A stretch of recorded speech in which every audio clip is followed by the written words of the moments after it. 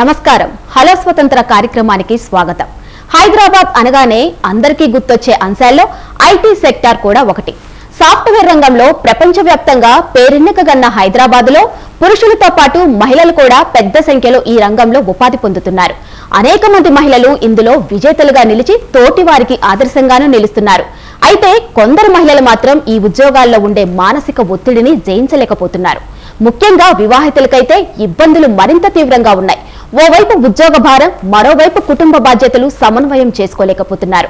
అలాగే భార్యాభర్తల మధ్య సరైన అవగాహన లేక తరచూ వైవాహిక జీవిత సమస్యలు ఎదుర్కొంటున్నారు. వీటి కారణంగా తీవ్రమైన ఒత్తిడికి గురవుతున్నారు. కొంతమంది అయితే ఈ టెన్షన్ భరించలేక బలవన్మరణాలకు పాల్పడుతున్నారు. ఈ నేపథ్యంలో అసలు ఐటీ సెక్టార్ మహిళలు ఎదుర్కొంటున్న సమస్యలేమిటి? పని ప్రదేశంలో వారు ఎలాంటి పరిస్థితులను ఎదుర్కొంటున్నారు? వైవాహిక జీవితంలో ఎదుర్కొంటున్న ఇబ్బందులను ఎలా అధిగమించాలి? ఒత్తిడిని జయించేందుకు ఐటీ సెక్టార్ మహిళలు ఎలాంటి జాగ్రత్తలు తీసుకోవాలి? ఇలాంటి అంశాలపై ఇవాల్టి హలో స్వతంత్రాలో చర్చించేందుకు ప్రముఖ సామాజిక విశ్లేషకురాలు స్వాతి మనకు అందుబాటులో ఉన్నారు. హలో స్వతంత్రకు కాల్ చేసి మాట్లాడాలనుకునేవారు స్క్రీన్ మీద కనిపిస్తున్న నెంబర్లకు కాల్ చేయవచ్చు. నమస్కారం స్వాతి గారు.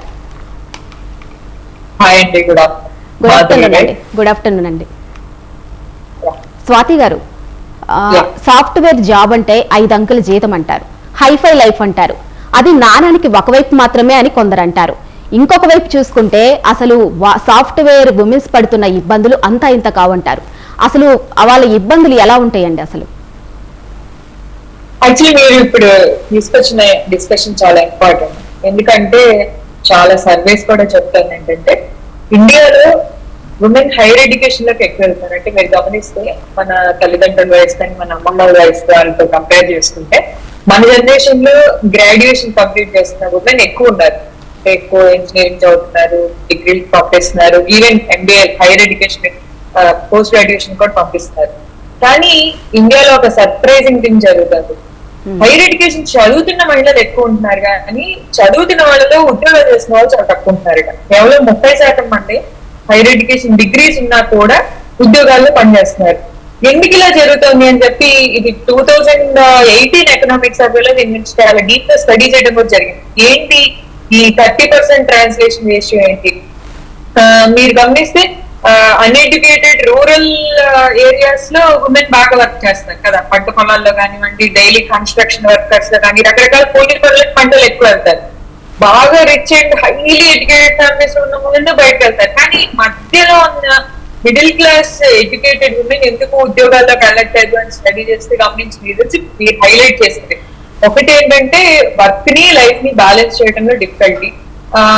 వర్క్ ని లైఫ్ ని బ్యాలెన్స్ చేయాల్సిన బర్డన్ కేవలం మహిళల మీదే ఉండటం. అంటే ఇప్పుడు ఒక కుటుంబాన్ని రన్ చేయడం అనుకోండి, అది హస్బెండ్ అండ్ వైఫ్ ఇద్దరి యొక్క ఈక్వల్ పార్ట్నర్షిప్ లో ఉండాలి. కానీ మన ప్రొడామినెంట్లీ పితృస్వామ్య వ్యవస్థలో ఉన్నాం కాబట్టి మన సమాజం ఇంకా ఆ పితృస్వామ్య భావజాలానికి కన్ఫైన్ అయి ఉంటుంది. కాబట్టి ఎక్కువ బాధ్యతలు ఇల్లు చూసుకోవడం కానివ్వండి, పిల్లలు పెంచడం కానివ్వండి, ఇంట్లో మేజర్ పనులు చేయడం కానివ్వండి, ఇట్లాంటివన్నీ మహిళకి డిఫైన్ చేసిన రోల్. అలాగే సంపాదించడం కానివ్వండి, బయటకు వెళ్ళడం కానివ్వండి, ఇంటికి సంబంధించి బయట సొసైటీతో ఉన్న నెగోసియేషన్ పురుషులు చేసే రోల్ అని ఒక రకంగా డెఫినేషన్ ఫిక్స్ చేసింది మన సమాజంలో. ఇది మారుతున్నాయి. నేను పూర్తిగా ఇంతకు ముందర స్ట్రిక్ట్ గా ఇవి లైన్స్ ఉన్నాయి అనగాని, బట్ స్టిల్ ఇప్పటికీ కూడా పిల్లల్ని పెంచడం, ఇంట్లో బాధ్యతలు చూడటం లాంటివి మాత్రం మహిళలకు మాత్రమే ఉన్న డ్యూటీస్ అనేది ఒక ప్రీకన్సెప్షన్ ఉంది. దాంతో పాటు ఇంకోటి ఏంటంటే ఇది ఒకటి మన విశ్వాస భావజాలం. రెండో ఇంపార్టెంట్ థింగ్ ఏంటంటే ఏదైతే వర్క్ ప్లేసెస్ వెళ్తున్నారో మహిళలు, అంటే మీరు సాఫ్ట్వేర్ వ్యవస్థ గురించి స్పెసిఫిక్ గా మాట్లాడుతున్నారు కాబట్టి సాఫ్ట్వేర్ ఇండస్ట్రీ కన్ఫైన్ అవుతారు. ఈ సాఫ్ట్వేర్ ఇండస్ట్రీలో అండ్ ఎనీ ప్రైవేట్ సెక్టర్ లో ఏంటంటే primary thing competition and profits. So ఒక ఏజ్ లో ఈ ప్రైవేట్ సెక్టర్ లో ఎంటర్ అయిన వాళ్ళు ఒక లెవెల్ ఆఫ్ పర్ఫార్మెన్స్ ఇస్తూ ఉంటేనే వాళ్ళు ల్యాడర్ లో హైలోకి వెళ్తారు, అంటే పైకి గ్రో అవుతారు.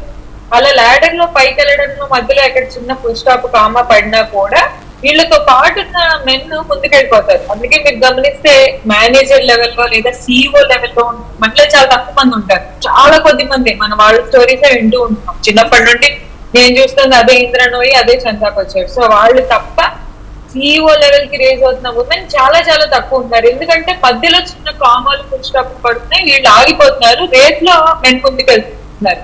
మరి మహిళలు మెటర్నిటీ బ్రేక్ తీసుకోవడం అనేవి కామన్, లేదా మహిళలకి ఇంట్లో ప్రెషర్ ఎక్కువ ఉంటుంది అన్నది కామన్, చైల్డ్ రెస్పాన్సిబిలిటీ ఎక్కువ మహిళల మీద ఉంటుంది అన్నది తెలిసినప్పుడు మన వర్క్ ప్లేసెస్ కూడా దీనికి తగ్గట్టు మహిళల్ని ఎనేబుల్ చేయగలగాలి కదా, అంటే వాళ్ళకి తగ్గ అవకాశం ఇవ్వాలి కదా. అక్కడ కూడా వర్క్ ప్లేసెస్ ఇంకా ప్రోగ్రెసివ్ అవ్వలేదు. అంటే ఎవరైతే లీడర్షిప్ లో ఉంటున్నారో వాళ్ళకి సెన్సిటైజింగ్ అనేది, సెన్సిటివిటీ అనేది పూర్తిగా అవగాహన ఉండకపోవడం వల్ల కూడా మహిళల స్పెసిఫిక్ నీడ్స్ ని అకామిడేట్ చేయలేకపోతున్నారు వర్క్ ప్లేస్ లో. సో ఇది రెండో బిగ్గెస్ట్ ప్రాబ్లం. మూడో ప్రాబ్లం ఏంటంటే ఇక్కడ ఒక చిన్న డిబేట్ కూడా జరగచ్చు. మహిళలు కూడా వాళ్ళ వాయిస్ ని గట్టిగా చెప్పడంలో సంకోచిస్తారు. అంటే లేదు, నేను నా ఉద్యోగం చేయటంలో నా పర్సనల్ బాధ్యతలు ఏవి అడ్డు రావు, నా ఉద్యోగాన్ని నేను ఎంత 100% చేయగలను, అలాగే నా 100% ఫ్యామిలీని అలా చూస్తాను, అలాగే ఉద్యోగం చేయగలను అనే కాన్ఫిడెన్స్ మహిళలకి మనసులో ఉన్నా కూడా దాన్ని వాళ్ళు ఆఫీస్ లో చెప్పగలగాలి, దానికోసం బార్గెన్ చేయగలగాలి, నెగోషియేట్ చేయగలగాలి.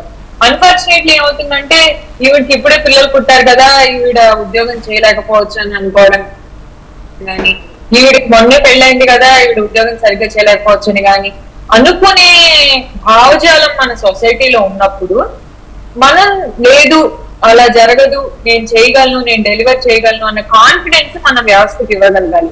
అన్ని వ్యవస్థలు ఇవేమి వినేంత ఓపెన్ గా లేవు, వీటిని యాక్సెప్ట్ చేసేంత రెడీగా కూడా లేవు. కానీ ఒక డైలాగ్ అనేది మొదలవ్వాలి కదా. సో అలా మొదలవటం మహిళల మీద కూడా డిపెండ్ అయి ఉంటుందని నేను అనుకుంటా. సో ఒకటి మన సొసైటీ, రెండు మన వ్యవస్థల్లో సెన్సిటివిటీ లేకపోవడం, మూడు మహిళల్లో కూడా కాన్ఫిడెన్స్ లేకపోవడం.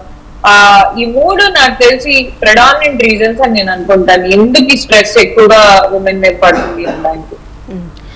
జనరల్ గా ఇప్పుడు చూసుకుంటే చాలా మంది స్ట్రెస్ వల్ల సూసైడ్స్ చేసుకున్న సందర్భాలు కూడా ఉన్నాయి మేడం. అయితే అయినా కానీ ఇంకా జనాలు ఐటీ వైపే ఎందుకు మొగ్గు చూపుతున్నారు అసలు? అంటే సూసైడ్ చేసుకోవడం అనేది వెరీ అన్ఫార్చునేట్ థింగ్. అది కేవలం ఈ ఐటీ సెక్టర్ లోనే జరుగుతుందని నేను అనుకోను. వర్క్ ప్రెషర్స్ వల్ల, మన లైఫ్ స్టైల్స్ లో ఉన్న ప్రెషర్స్ వల్ల suicides as a whole, mental illnesses అనేవి ఎక్కువ అయ్యాయి ప్రపంచ వ్యాప్తంగా.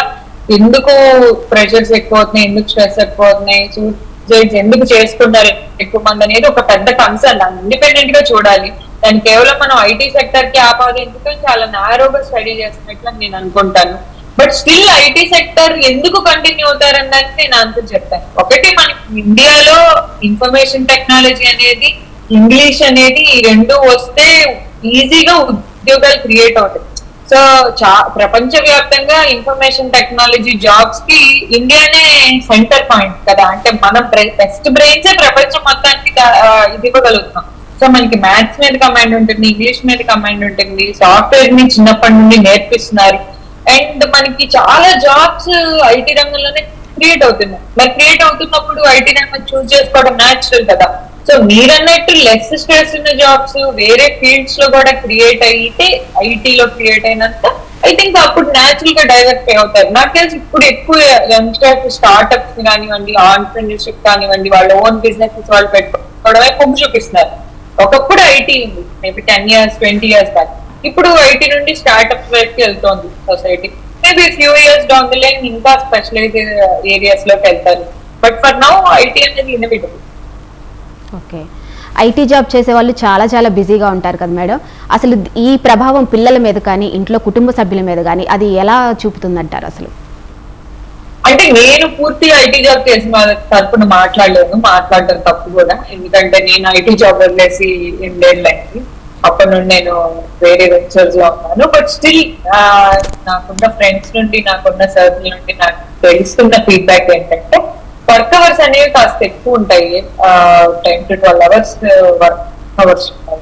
అండ్ ఆఫ్టర్ కోవిడ్ వర్క్ అంతా మోస్ట్లీ రిమోట్ గా జరగడం వల్ల, అంటే హైబ్రిడ్, కొన్ని రోజులే ఆఫీస్, మిగతా అంతా వర్క్ ఫ్రమ్ హోమ్ జరగడం వల్ల కూడా వర్క్ లైఫ్, పర్సనల్ లైఫ్ అనేది ఈజీ అయిపోతుంది. సో ఇప్పుడు ఒక టైంకి వెళ్తాం, ఒక టైంకి ఇంటికి వస్తాము. ఈ టైం తర్వాత నా ఇంటి వర్క్ అనేది ఉండదు కదా. ఎందుకంటే చేతిలో ల్యాప్టాప్ ఉంటుంది, మొబైల్ ఫోన్ ఉంటుంది. వర్క్ అనేది ల్యాప్టాప్ లో కూర్చొని చేయొచ్చు, ఎక్కడున్నా మీరు లాగిన్ అవ్వచ్చు, ఎక్కడ నుండైనా వర్క్ చేయొచ్చు అన్నప్పుడు వర్క్ మీతో పాటే వస్తూ ఉంటుంది. ఇప్పుడు ఇంకా వాట్సాప్ లోనే వర్క్ జరుగుతుంది. సో వర్క్ ని ఎక్కడ బ్రేక్ చేసి పర్సనల్ లైఫ్ ఎక్కడ మొదలు పెడుతున్నారు అనేది ఒక ఛాలెంజ్ ఉంటుంది. దాని ఆర్గనైజేషన్స్ కూడా రెస్పెక్ట్ చేయాలి. ఈ మధ్య కొన్ని ఆర్గనైజేషన్స్ లో డిబేట్ స్టార్ట్ అవుతుంది, ఎంప్లాయీస్ హెల్త్, ఎంప్లాయీస్ ఫ్యామిలీకి ఇంపార్టెన్స్ ఇవ్వడం అనేది. బట్ అది ఇంకా ఇండియాలో కల్చర్ రాలేదు. ఎందుకంటే మనం గ్రోయింగ్ ఎకానమీ కదా, మనం ఎక్కువ వర్క్ చేయడం మనకు బాగా అలవాటు. ఎస్పెషల్లీ మిడిల్ క్లాస్ ఎకానమీ, ఎక్కువ పని చేసేస్తాం, అడిగిన దానికన్నా ఎక్కువ డెలివర్ చేయాలనుకుంటాం. సో ఆ యాటిట్యూడ్ మన మైండ్స్ లో ఉన్నంత కాలం ఐ డోంట్ థింక్ ఈ ప్రాబ్లం పోదు. పిల్లల మీద ప్రభావం, ఫ్యామిలీ మీద ప్రభావం అంటారా, ఏ ఉద్యోగం అయినా ఉంటుంది. మీరు చాలా సార్లు వినుంటారు, సినిమా యాక్టర్స్ కూడా చెప్తూ ఉంటారు, మేము ఎక్కువ అవర్స్ వర్క్ చేసేసాం, మా పిల్లలకి టైం ఇవ్వలేము. సో ఎనీ జాబ్ అట్లా ఎక్కువ ప్రొలాంగ్డ్ అవర్స్ ఆ జాబ్ మీదే ఉంటే ఇంట్లో అఫ్ కోర్స్ పిల్లలకి అటెన్షన్ తగ్గుతుంది. అది చాలా ఇంపార్టెంట్. ఎందుకంటే పిల్లలకి అటెన్షన్ ఇవ్వటం చాలా ఇంపార్టెంట్. ఎందుకంటే ఈ జనరేషన్ లో పిల్లలకి రకరకాల ఎక్స్పోజర్స్ ఉంటున్నాయి. అంటే మన జనరేషన్ కి లేనంత ఫాస్ట్ గా వాళ్ళు సమాజం చూసేయగలుగుతారు. So few months babies, years old babies just ఇట్లా మొబైల్ ఫోన్స్ చూసి, ఆ మొబైల్ ఫోన్స్ లో కార్టూన్స్ ఎలా భాష మాట్లాడుతుంటే వీళ్ళు ఆ భాష మాట్లాడుతున్నారు. అంటే అంతగా వాళ్ళు అడాప్ట్ చేసేసుకోగలుగుతున్నారు. తల్లిదండ్రులు ఇంట్లో బిజీగా ఉండొచ్చు, వాళ్ళని పిల్లల్ని సైలెంట్ గా ఉండడానికి ఒక మొబైల్ ఫోన్ ఇవ్వచ్చు. వీళ్ళ మొబైల్ ఫోన్ ని కంటిన్యూస్ గా స్టిమ్యులేట్ అయిపోతూ ఉంటారు. అంటే మొబైల్ ఫోన్ లో కార్టూన్స్ చూస్తారు, అవి చాలా ఇంట్రెస్టింగ్ గా ఉంటాయి చూడటానికి. ఇంకా అవి చూస్తే తప్ప వాళ్ళకి ప్రపంచంలో ఇంకా అన్ని బోరింగే కదా. నేను ఒక మొక్కను చూపించాను అనుకోండి, ఆ మొక్క బోరింగ్ ఉంటుంది, అదే కార్టూన్ లో మొక్క అనుకోండి ఆడుతూ ఉంటుంది. సో రియల్ లైఫ్ బోర్ కొట్టేస్తూ ఉంటుంది. ఆ స్క్రీన్ లైఫ్ చాలా చాలా కలర్ఫుల్ గా, ఎక్సైటింగ్ గా, డ్రమాటిక్ గా, ఓవర్ ఎంథ్యూసియాస్టిక్ గా ఉండేసరికి సో పిల్లలకి అవన్నీ ప్రాబ్లమ్స్ పేరెంట్స్ కొంచెం బిజీగా ఉండటం వల్ల వస్తున్నాయి. కానీ పేరెంట్స్ కూడా ఏం చేయలేని పరిస్థితి. అంటే ఇది వెరీ ట్రిక్కీ. దీన్ని ఎలా సాల్వ్ చేయాలనేది ఎవరికి వాళ్ళు ఇండివిజువల్ గా తీసుకోవాల్సిన డెసిషన్. మనమేమి కూర్చోబెట్టి పేరెంట్స్ కి సలహా ఇచ్చే పరిస్థితిలో ఉండకూడదు. ఎందుకంటే ఒక్కొక్కరు ఆర్థిక పరిస్థితి ఒక్కొక్కలా ఉంటుంది, ఒక్కొక్కరు వర్క్ ప్రెషర్స్ ఒక్కోలా ఉంటాయి. బట్ వీలైనంత ఏదో ఫాదర్ ఆర్ మదర్ ఒకళ్ళు కొంచెం టైం చైల్డ్ కి స్పెండ్ చేస్తూ, గ్రాండ్ పేరెంట్స్ ని ఇన్వాల్వ్ చేస్తూ అలా ఉంటే పిల్లల మీద వీలైనంత ప్రభావాన్ని తగ్గించవచ్చు. అండ్ క్వాంటిటీ కన్నా క్వాలిటీ టైం, అంటే పిల్లలతో ఉన్న 15-20 minutes అయినా క్వాలిటేటివ్ గా స్పెండ్ చేయగలగడం కూడా హెల్ప్ అవుతుందని నేను చాలా చోట్ల చదివాను. నాకు పర్సనల్ ఇంకా ఎక్స్పీరియన్స్ లేదు కాబట్టి నేను దీని గురించి పెద్ద కామెంట్ చేయలేను. ఓకే, సాఫ్ట్వేర్ కన్నా షావుకారు నయం అనే సామెత వినే ఉంటాం మేడం. మరి కొంతమంది ఐటీ ఎంప్లాయీస్ రిజైన్ చేసి వెళ్ళిపోతున్నారు.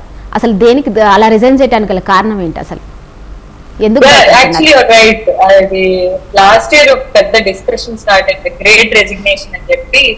ప్రపంచవ్యాప్తంగా ఈ జాబ్స్ నుండి చాలా మంది క్విట్ చేయడం మొదలుపెట్టారు, మూన్ లైటింగ్ అని చెప్పి. అంటే ఒక జాబ్ చేసినా ఆ జాబ్ నచ్చక ప్యారలల్ గా వాళ్ళకి ఇష్టమైన జాబ్స్ చేసుకోవడం, ఉన్న జాబ్స్ నుండి రిజైన్ చేసేయడం. ఎక్కడో ఒక డీప్ ఫ్రస్ట్రేషన్ ఉందనుకుంటా. అంటే దీని మూలాలు మనం కేవలం జాబ్ రెసిగ్నేషన్ నుండి చూడకుండా కొంచెం వెనక్కి వెళ్తే ఈ మూలాలు కనపడతాయి. ఏంటంటే మన ఎడ్యుకేషన్ వ్యవస్థలో కూడా అసలు ఎవరు ఏది చదువుతున్నాం, ఎందుకు చదువుతున్నాం అనేది క్లారిటీ లేదు. అదేదో సినిమాలో ఒక డైలాగ్ ఉంటుంది, ఇండియాలో ఎవరైనా సరే ఇంజనీరింగ్ చేసిన తర్వాతే ఏం చేయాలని ఆలోచిస్తారు అని. సో అందరం ఫస్ట్ ఇంజనీర్లు అయిపోతాం. ఎందుకు ఇంజనీర్ అవుతాం క్లారిటీ ఉండదు. ఆ ఇంజనీర్ తర్వాత ఒక ఉద్యోగం వస్తుంది, అది ఎందుకు చేస్తాం క్లారిటీ ఉండదు. జీతం వస్తుంది, జీతం రాగానే ఈఎంఐలు పెట్టేసుకుంటాం, ఇల్లు కట్టేసుకుంటాం, కాలు కొనేసుకుంటాం. సో బట్ ఏది ఎందుకు చేస్తున్నాం అనేది అసలు క్లారిటీ ఉండదు. కాస్త కోవిడ్ తర్వాత ఒక చిన్న ట్రెండ్ మొదలైంది, ఏంటంటే పర్సనల్ లైఫ్ లో ఇంపార్టెన్స్ పెరగటం, కేవలం ఉద్యోగం, డబ్బులు కాదు లైఫ్, ఇంకేదో ఉంది లైఫ్ కి మీనింగ్ అనేది ఒక డిస్కషన్ మొదలవటం వల్ల నాకు తెలిసి చాలా మంది ఎంప్లాయీస్ నేనేదో తప్పు చేస్తున్నాను, ఏదో తప్పుదారిలో వెళ్ళిపోయాను అని చెప్పి మళ్ళీ వాళ్ళ మూలాలకి రెక్కి నేను రీథింక్ చేయాలి అని చెప్పి ఆంటర్‌ప్రెన్యూర్స్ అవుతున్నారు, సినిమాలు తీస్తున్నారు, అగ్రికల్చర్ ఫార్మింగ్ వెళ్తున్నారు, చాలా మంది చదువు హైయర్ స్టడీస్ కి వెళ్తున్నారు. సో ఇట్లా డిఫరెంట్ పాత్స్ పర్స్యూ చేస్తున్నారు. ఫర్ ఎగ్జాంపుల్ చాలా మంది యంగ్స్టర్, ఫర్ ఎగ్జాంపుల్ నేను ఇంజనీర్ ని, బట్ నేను నా సాఫ్ట్వేర్ ఇంజనీరింగ్ జాబ్ వదిలేసి నేను ఇప్పుడు పొలిటికల్ కన్సల్టింగ్, పొలిటికల్ పార్టీస్ కి అడ్వైజరీ రోల్లో వర్క్ చేస్తున్నాను. సో ఇట్లా డిఫరెంట్ పార్ట్స్ పర్స్యూ చేస్తున్నారు youngsters. It is I think ఒక అంతర్మథనం అయితే మొదలైంది, ఏం చేస్తున్నాం, ఎందుకు చేస్తున్నాం అని. ఓకే, నిజంగా సాఫ్ట్వేర్ జాబ్కే వర్క్ ప్రెషర్ ఎక్కువ ఉంటుందా మేడం? ఏ జాబ్కైనా ఉంటుందా అది? ముఖ్యంగా ఉమెన్స్ చూసుకుంటే వాళ్ళకి. You're right. మహిళలకి కొంచెం ఏ జాబ్ అయినా వర్క్ ప్లేస్ లో వాళ్ళ సెన్సిటివిటీని అర్థం చేసుకోకపోతే మహిళలకు కొంచెం ఎక్కువగా కష్టంగా ఉంటాయన్నది వాస్తవం. ఆ మహిళల యొక్క స్పెషల్ నీడ్స్ అర్థం చేసుకోవాలి. అంటే వాళ్ళ చుట్టూ సొసైటీ ఎలా ఆపరేట్ అవుతుంది అని అర్థం చేసుకోలేకపోతే వాళ్ళు మహిళలు చాలా ఇబ్బంది పడతారు. For example breast feeding mothers ఉంటారు, అప్పుడే బేబీ పుట్టిన వాళ్ళు బేబీని వాళ్ళతో పాటు ఆఫీస్ తీసుకెళ్లాల్సి రావచ్చు, లేదా బేబీ కోసం ఫ్రీక్వెంట్ గా ఇంటికి రావాల్సి రావచ్చు, లేదా కెరీర్ లో బాగా గ్రో అవుతున్న మహిళ ఉండొచ్చు, అప్పుడే తను ప్రెగ్నెంట్ అయి ఉండొచ్చు. ఆ దశలో తన కెరీర్ ఏ మాత్రం ఆగకుండా తన ప్రెగ్నెన్సీని క్యారీ చేయడంలో ఆఫీస్ లో హెల్ప్ కావాల్సి రావచ్చు. ఇంట్లో హస్బెండ్ లేదా పెద్దవాళ్ళకైనా హెల్త్ ప్రాబ్లమ్స్ ఉండొచ్చు, దాన్ని మహిళే అడ్రస్ చేయాల్సి రావచ్చు. ఇవన్నీ కొంచెం సెన్సిటివ్ గా ఎంప్లాయర్స్ ఉంటే మహిళల పట్ల మహిళలు గ్రో అవుతారు. నేను చెప్పినట్టు ఎంప్లాయర్స్ సెన్సిటివ్ గా ఉండడం చాలా చాలా కష్టం. కానీ మన సొసైటీలో ఇంకా మనకి ప్రాఫిట్ కాంపిటీషన్ ఇవే మ్యాండేట్ చేస్తున్నాయి కాబట్టి మహిళలు కూడా కొంచెం ఎక్సర్టివ్ గా ఫర్మ్ గా ఏదైతే డబ్బులతో ఎఫర్ట్ చేయగలిగితే ఎవరిదైనా హెల్ప్ తీసుకోవటం ఇంట్లో, లేకపోతే ఎంప్లాయర్ కి గట్టిగా చెప్పగలగటం, లేదు నేను రెండు బ్యాలెన్స్ చేయగలను అని. ఇంట్లో హస్బెండ్ సపోర్ట్ డిమాండ్ చేయడం, హస్బెండ్ సపోర్ట్ అడగడానికి కూడా చాలా మంది మహిళలు సంకోచిస్తారు. నా పర్సనల్ సర్కిల్ లో ఉన్న ఫ్రెండ్స్ కానివ్వండి, మేము ఇంతకు ముందర కొన్ని ఎన్జిఓస్ లో వర్క్ చేస్తున్నప్పుడు మాకు సపోర్ట్ వచ్చిన ఉమెన్ బెనిఫిషియరీస్ కానివ్వండి, వాళ్ళందరి దగ్గర మేము విన్నది ఏంటంటే వాళ్ళ హస్బెండ్స్ ని ఒక మాట కూడా గట్టిగా అడగరు. ఏదైనా వీళ్ళే అడ్జస్ట్ అయిపోయి లేదు లేదు మేమే చేసేస్తా ఉంటారు. కొన్ని విషయాల్లో అది ఓకే, కానీ వీళ్ళ కెరీర్, వీళ్ళ ఇష్టాలు, వీళ్ళ హెల్త్ ఇవన్నీ పాడే దశకు వస్తే ఐ థింక్ మహిళలు కూడా కొంచెం గట్టిగా వాయిస్ వినిపించాల్సిన అవసరం. ఓకే, ఇప్పుడున్న స్టూడెంట్స్ చూసుకుంటే ఐటీ రంగం వైపు వెళ్తే మంచిదా లేక వేరే రంగం ఎంచుకుంటే మంచిదా మేడం? అది అంటే ప్యూర్లీ ఎంప్లాయ్మెంట్ పర్స్పెక్టివ్ లో చెప్తే ఐటీలో ఇంకా జాబ్ క్రియేట్ అవుతూనే ఉంటాయి కదా. సో క్విక్ గా ఎంప్లాయ్మెంట్ కావాలి, మనకి ఐటీకి సంబంధించిన లేటెస్ట్ స్కిల్స్ అన్ని ఉన్నాయి అంటే స్టూడెంట్స్ తప్పకుండా ఐటీ ఫీల్డ్ లోకే వెళ్ళాలి. ఎందుకంటే అప్డేటెడ్ స్కిల్స్ ఉంది అండ్ నెక్స్ట్ ఆ ఫీల్డ్ మీద ఇంట్రెస్ట్ ఉంటే మాత్రం ఐటీలో ఇంకా వండర్ఫుల్ కెరీర్స్ క్రియేట్ అవుతుంది. చాలా చాలా ఇన్నోవేషన్ జరుగుతుంది. ఇప్పుడు artificial intelligence and machine learning కానివ్వండి, ఇంకా ఫ్యూచర్ అంతా క్వాంటమ్ టెక్నాలజీ కానివ్వండి, చాలా ప్రాస్పెక్ట్స్ ఉన్నాయి ఐటీలో. ఒకవేళ ఐటీ ఇంట్రెస్ట్ లేదు, ఈ కోడింగ్ లాంటి స్కిల్స్ లేవు అన్నా కూడా ఒక 10 years బ్యాక్ ఉన్నట్టు పరిస్థితి ఇప్పుడు లేదు. కేవలం ఐటీలోనే ఉద్యోగాలు వస్తాయనే పరిస్థితి కూడా లేదు. సో ఎంటర్‌ప్రెన్యూర్‌షిప్ ఉంది, స్టార్ట్అప్స్ కి గవర్నమెంట్స్ ఎన్నో రకాల ఇన్సెంటివ్స్ ఇస్తున్నాయి. Next business marketing, digital marketing, next activism, consulting, so చాలా రోల్స్ ఉన్నాయి. ఇప్పుడు ఒక 10 years క్రితం యంగ్స్టర్స్ కి కనపడినన్ని రోల్స్ ఇప్పుడు కనపడుతుంది. So not just IT, coding మీద ఇంట్రెస్ట్ ఉండి స్కిల్స్ ఎప్పటికప్పుడు అప్డేట్ చేసుకునే ఇంటెలెక్చువల్ యాప్టిట్యూడ్ ఉంటే IT is a wonderful plan. Okay, ఇప్పుడు ఏదైనా మ్యాచెస్ చూడాలంటే సాఫ్ట్వేర్ జాబ్ అని చూస్తున్నారు. అసలు ఆ సాఫ్ట్వేర్ జాబ్ లో ఉన్న గొప్ప ఏంటి మేడం అసలు? అది ఏమన్నా ఈ క్వశ్చన్ నేను ఆన్సర్ చేయడానికి అంత ప్రిఫర్ చేయను. అది సొసైటీలో ఉన్న కొన్ని ఏమనాలి కన్జర్వేటివ్ యాటిట్యూడ్స్, వాటి గురించి మనం పెద్దగా డిస్కస్ చేసుకోవాల్సి వస్తుంది. Time waste. ఒక స్టేబుల్ ఇన్కమ్ వస్తుంది, కెరీర్ లో గ్రో అవుతారు. ఇంతకుముందు గవర్నమెంట్ ఇట్లా ఉద్యోగాలు అట్లాగా ఉంటుంది, స్టేబుల్ గా ఉంటాయి, కొంచెం జీతం వస్తుంది. అట్లాగే software. So yeah, it's a very conservative attitude.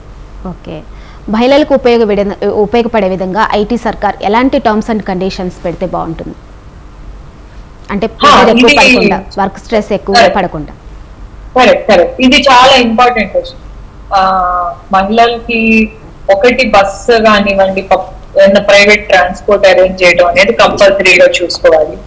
Next మెన్కి ధీట్ గా మహిళలు కూడా అప్స్కిల్లింగ్ అయ్యేలాగా ఎప్పటికప్పుడు సర్టిఫికేషన్స్ కానివ్వండి, ఇంటర్నల్ కోర్సెస్ కానివ్వండి, అవి కూడా ప్రొవైడ్ చేస్తే చాలా బాగుంటుంది. దాంతో పాటు ఎవరైతే ఎక్స్పెక్టింగ్ మదర్స్ ఉంటారో ఎస్పెషల్లీ మిడ్ కెరీర్ లో వచ్చేసరికి ఉమెన్ కి వచ్చే biggest challenge pregnancy and baby. So breast feeding కి ఎక్స్క్లూజివ్ గా సెంటర్స్ ఆర్ ఒక సెపరేట్ రూమ్ ఆఫీసెస్ లో ఇప్పటికే చాలా వాటిలో సెటప్ చేస్తున్నారని తెలిసింది. అవి సెటప్ చేస్తే చాలా బాగుంటుంది. దానివల్ల చాలా మంది అలా లేకపోవడం వల్ల చాలా మంది ఉమెన్ 6 months కూడా బేబీస్ కి బ్రెస్ట్ ఫీడ్ చేయలేకపోతున్నారు. బేబీస్ హెల్త్ మీద ఎంత ఇంపాక్ట్ చూపిస్తుంది. సో ఒక ఎక్స్క్లూజివ్ బ్రెస్ట్ ఫీడింగ్ సెటప్ ఉండాలి. దాంతో పాటు 6 నెలలు మెటర్నిటీ లీవ్ ఇండియా ప్రపంచ దేశాలతో పోలిస్తే ఎంతో ప్రోగ్రెసివ్ గా 6 నెలల మెటర్నిటీ లీవ్ ఇచ్చింది. సో ప్రైవేట్ రంగం కానివ్వండి, పబ్లిక్ రంగంలో కానివ్వండి 6 నెలల మెటర్నిటీ లీవ్ ఉంటుంది. ఒకవేళ మహిళలకు తెలియకపోతే తెలుసుకోవాలి. దీని గురించి ప్రభుత్వాలు కూడా అవగాహన కల్పించాలి. దాంతో పాటు చైల్డ్ కేర్ లీవ్ అని చెప్పి గవర్నమెంట్ లో ఇప్పటికే ఉంది. మహిళలకి 10-15 days ఎక్స్ట్రా లీవ్ ఉంటుంది. ఒకవేళ పిల్లల్ని చూసుకోవాల్సి వస్తే, వాళ్ళకైనా హెల్త్ కన్సర్న్స్ వస్తాయని చెప్పేసి అలాంటి చైల్డ్ కేర్ లీవ్స్ ఒకటి.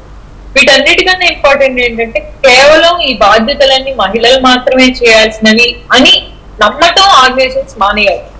అంటే మహిళలకు ఎలా అయితే మెటర్నిటీ లీవ్ ఇస్తున్నారో అలా హస్బెండ్స్ కి పెటర్నిటీ లీవ్ ఇవ్వాలి.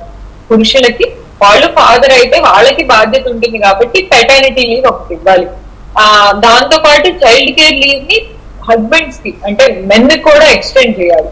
సో దీన్ని యూరోప్ లో చాలా దేశాలు పేరెంటల్ లీవ్ అంటాయి అన్నమాట.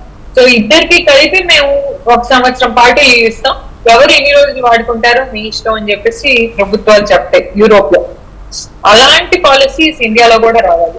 either హస్బెండ్ ఆర్ వైఫ్ ఇద్దరిది ఫ్యామిలీ రన్ చేయడం చైల్డ్ కేర్ బాధ్యత కాబట్టి పెటర్నిటీ లీవ్ ని ఈ పేరెంటల్ లీవ్ కాన్సెప్ట్స్ ని తీసుకొస్తే పురుషులకు కూడా ఈ బాధ్యతల్లో ఒక ఇంపార్టెంట్ రోల్ ఇచ్చిన వాళ్ళు.